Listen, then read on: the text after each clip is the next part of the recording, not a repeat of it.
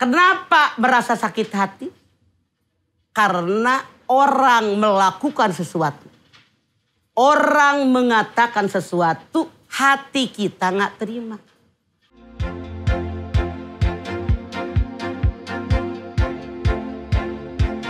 Sakit hati berujung petaka mah banyaknya seperti itu. Petaka. Mohon, mangga coba silakan. Bismillahirrahmanirrahim. Assalamualaikum warahmatullahi wabarakatuh. Alhamdulillah dzikrihi tatma'innul qulub wa bi fadlihi tughfarud dzunub. Asyhadu an la ilaha illallah al-khaliqul ma'bud wa asyhadu anna Muhammadar Rasulullah shariful maut. Wassalawatullahi wassalamuhu ala sayyidina Muhammadin wa ala alihi wa ashabihi wa ahli taqwa wa ma'rifatihi wa man tabi'ahum bi ihsanin ila yaumiddin. Sakit hati berujung petaka. Sebagai manusia normal siapapun Anda pasti pernah merasakan sakit hati.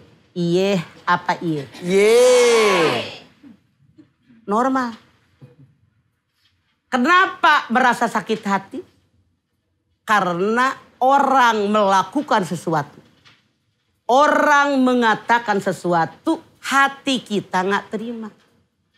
Itu yang menyebabkan sakit hati. Kalau seandainya sakit hati disimpan, akumulasi numpuk. Suatu saat meledak seperti bom waktu, hancurlah kita. Hancurlah orang sekeliling kita. Bagaimana Islam mengajarkan kepada kita? Biar kita tidak selalu merawat sakit hati. Masya Allah, Allah mengajarkan kepada kita. Yang pertama, muhasabah diri. Bu, Umar bin Khattab mengatakan, hasibu anfusakum qabla an tuhasabu. Hisablah diri kalian sebelum amalan kalian dihisab oleh Allah. Kan kita ini masih hidup. Tiap hari koreksi. Sebelum tidur. Berapa banyak saya ibadah. Berapa banyak saya sholat. Berapa banyak baca Quran. Berapa banyak saya sedekah. Ada nggak dosa hari ini? Nah, kalimat hasibu anfusakum qabla an tuhasabu mengandung dua pengertian yang sangat dalam dan sangat luas. Yang pertama peringatan. Yang kedua perintah. Peringatan orang hidup akan mati. Perintah sisa hidup yang ada. Jangan hanya merawat sakit hati. Jangan hanya merawat perasaan dendam. Tapi maafkan kesalahan orang. Yuk muhasabah diri. Kenapa orang ngomong gitu sampai saya tersinggung? Pernah gak mulut saya ngatain orang sakit hati? Pernah gak bercanda sampai orang tersinggung? Kadang-kadang bercanda kelewatan kan? Sampai orang tersinggung dengan mulut saya. Jadi ketika kita merasa tersakiti oleh orang, jangan langsung menyalahkan orang. Ma asabakum bi musibatin fa bima kasabat aidikum. Musibah yang menimpa kalian karena kesalahan kalian. Makanya kalau kita merasa sakit hati, jangan langsung menyalahkan orang, ngaca. Apa kesalahan saya ya? Sehingga ini terjadi. Pernah nggak ngambil hak orang? Pernah nggak ngenyakitin orang? Pernah nggak nahan hak orang? Tanya dengan diri kita. Muhasabah diri. Yang kedua. Bagaimana caranya untuk menghilangkan perasaan sakit hati? Minimal mengurangi sakit hati.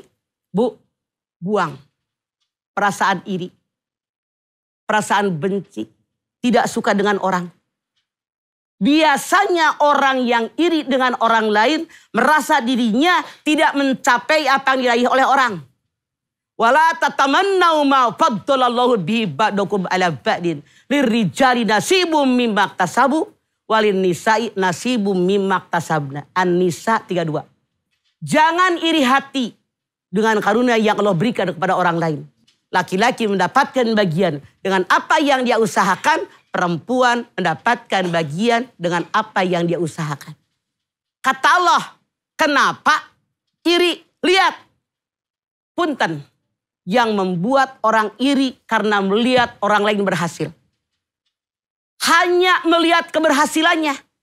Tapi jarang orang melihat bagaimana perjuangan orang tadi. Taunya hebat Irfan Hakim. Tahu nggak kepedihannya? Tahu nggak yang merasa ada orang menghina? Ada orang yang menyakiti. Yang namanya sesuatu yang kita raih saat ini sesuai dengan perjuangan orang. Makanya hindarkan perasaan iri dengan orang. Maka sakit hati akan berkurang. Kemudian apa lagi? Hadirkan dalam diri kita rasa maaf. Tanda orang takwa kepada Allah. Wal kadhiminal ghaid wal afina 'anil nas wallahu yuhibbul muhsinin. Kendalikan hawa nafsu. Maafkan kesalahan orang. Berbuat baik kepada orang yang sudah kita maafkan. Tapi ini urusan hati. Hati-hati dengan hati katanya. Hati-hati dengan hati. Jangan hati Anda dilepas. Kalau sakit hati jangan balas dendam. Tapi kendalikan hati Anda. Mohon kepada Allah berikan kekuatan. Begitu cara mengendalikan hati. Nah, tidak hati-hati dengan hati saja. Hati-hati dengan mata. Dari tadi udah pada gitu aja ya. Coba pijit-pijit dulu sebelah kanan. Sebelah kanannya, ayo ngadep kanan. Pijitin sebelahnya. Pijit, ayo. Pijit, ayo biar gak ngantuk. Ayo ibu, pijit udah. Pijit. Balik arah.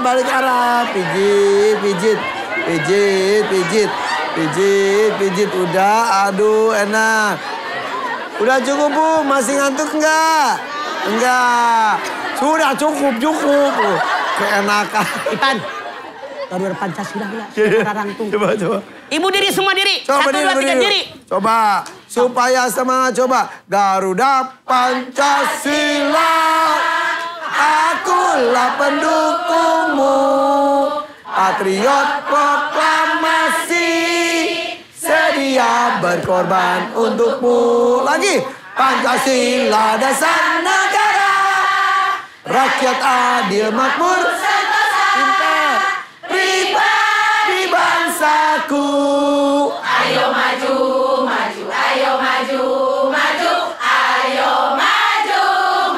Oke, Kami persilakan duduk kembali. Oke. Sarare we geuleuh aing mah. Sok. Udah segar. Nah, kalau udah segar, lanjut. Siapa yang mau nanya? Ini yang berbunga-bunga di mana-mana. Karena usum hujan, Pan, Iya, jadi betul. berbunga-bunga. Assalamualaikum warahmatullahi wabarakatuh. Waalaikumsalam warahmatullahi wabarakatuh. Tanya mama yuk. Ayo. Nama saya Ibu Jubaidah dari Majelis Taklim Al-Ittihad Purwakarta Cilegon. Mangga. Mah, gimana cara ngatasin orang yang hutang sudah bertahun-tahun, tapi ditagihnya itu susah. Iya. Malah kita yang malu untuk nagihnya lagi. Dibentak sama yang berutang ya, iya benar. Bu Jubaidah, kasus ini ribuan kali tajakan. Bukan hanya kasus Bu Jubaidah. Kita sering juga ngalamin. Kewajiban kita nagih sekali. Ya. Nagih 2 kali. Nagih 3 kali. Kita doakan ya Allah biar dia punya rezeki buat bayar utang ke saya. Belum juga dapat. Ya Allah mudah-mudahan saya punya rezeki lebih banyak dari utang yang dia pinjam.